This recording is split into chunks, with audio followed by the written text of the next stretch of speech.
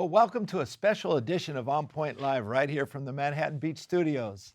Well, hello, everybody. I'm Vince Ferragamo, former Nebraska quarterback and LA Rams quarterback. And alongside me is my good buddy, 20-year NFL legend and Hall of Famer, Jackie Slater. And Jackie, we got to talk a little bit about Nebraska football. Absolutely. Jackie, you coming out of in 1977. You came out in 1976, Jackie. I was drafted 4th round by the LA Rams out of Nebraska, and I got the chance to play with a great coach in Tom Osborne. And, you know, Bob Devaney was the athletic director, and we had a great traditional program at Nebraska. And now we see Nebraska's getting back to where it used to be. And Matt Rhule has come aboard the helm, and we got to talk a little bit about what he means to this program and what's going to happen to some of the graduating seniors that are coming out of Nebraska headed for the NFL draft.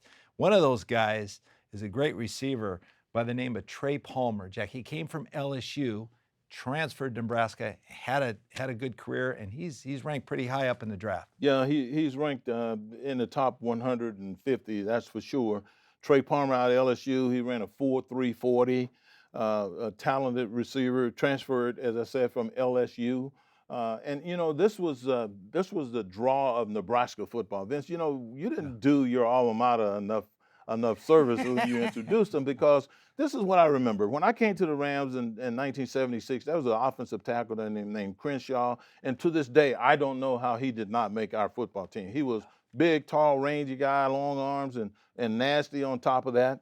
And then if you look over the years, Vince, I mean, right now, the college football honors the top center in the game with the namesake of a Nebraska player named Dave Remington. He was a first-round pick by the Cincinnati Bengals, I think, in '83, Vince. And any center that plays excellent football at college level now, he's going to receive the Dave Remington Award. Dave Remington was a very, very special player. Now, going back a little bit, they have a kid there now that transferred from TCU along with Trey Palmer now. This guy's name is O'Shawn Mathis. Vince, he is an excellent outside pass rusher. They only got him listed as a top, he's the 165th player rated coming into this year's draft. But he's 6'5", he weighs 250, and he runs a full 740. I mean, that is prototypical body build and great speed for the edge rushers that are so highly coveted by teams in the pros nowadays.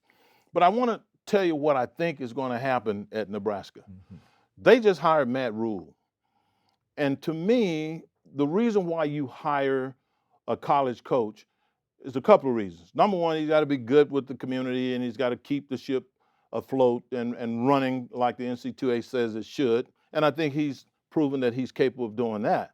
But the other thing he has to be able to do is attract and develop talent.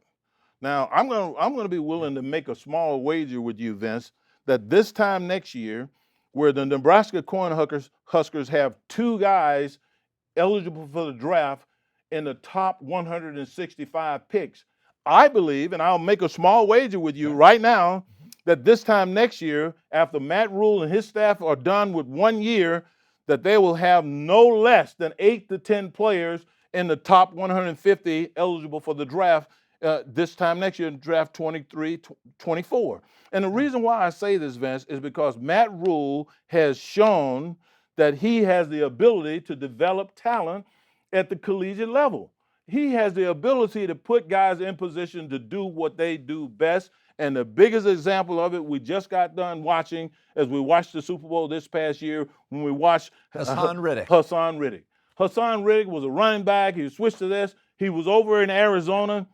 And Arizona had him playing as an off-the-ball linebacker. And then look what happens. He goes to Philadelphia. Someone consults with Matt Rhule, no doubt in my mind. They put the guy on the edge, and nobody can block him. Nobody can block him because he was trained and developed to be an edge rusher, not an off-the-ball linebacker. So when I think about Nebraska football, and I think about the new leadership that they just brought there with Matt Rhule, the number one thing that crossed my mind is, number one, is schematically, they're going to be in good shape. And then the other thing that good coaches have to do with consistency, Vince, is to develop the players that they have. Figure out what their strengths are, put them in a position to use those strengths so they can positively impact the team. And if I'm a Nebraska Cornhusker fan, which I really am not, I really You don't sound follow, like it. You're but I excited don't follow. about I Nebraska, just follow. though. I remember Dave Remington. I, Yeah, I, oh, and yeah. I remember Crenshaw. I remember those guys.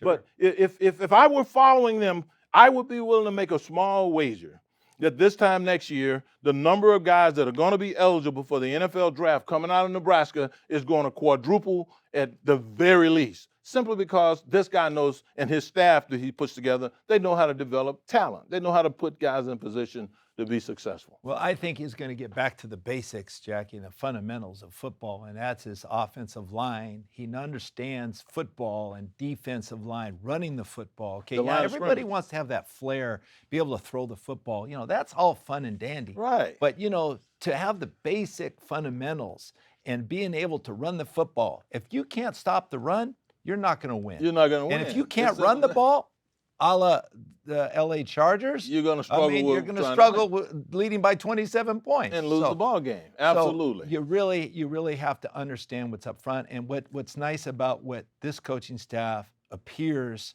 that they have in mind, that they're going to go and develop players. They're going to bring players in that maybe weren't the top blue chipper, but they're going to take that diamond in the rough, Jackie, and they're going to develop him, and he's going to turn out to be something special, like Hassan Riddick. Absolutely. He did with him, and players like that.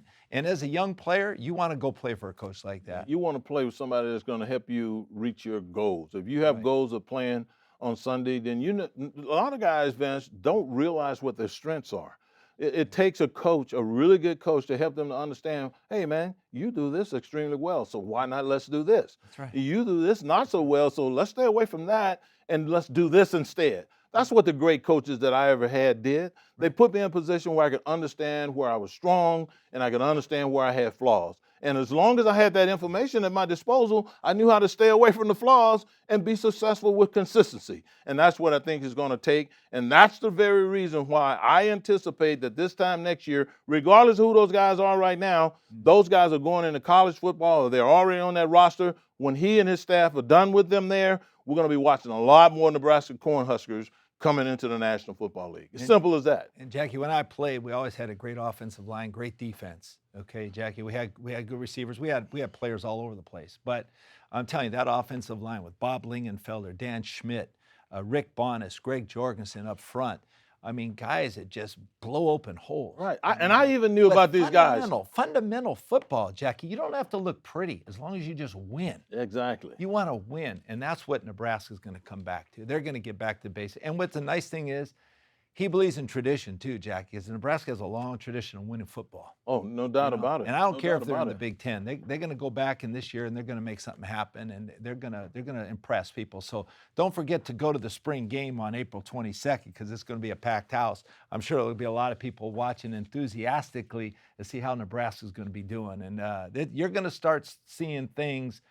Wow, I never saw that before. Man, that looks pretty good. I like this, man. Let's let go of these balloons. Let's score some more touchdowns. Absolutely, absolutely. So we'll get back to that stuff. So we want to wish Nebraska good luck this coming year in 2023. So for all of us here at the Manhattan Beach Studios, we want to make sure you continue to follow us on Instagram at on.point.live. And don't forget to go to our YouTube channel and subscribe.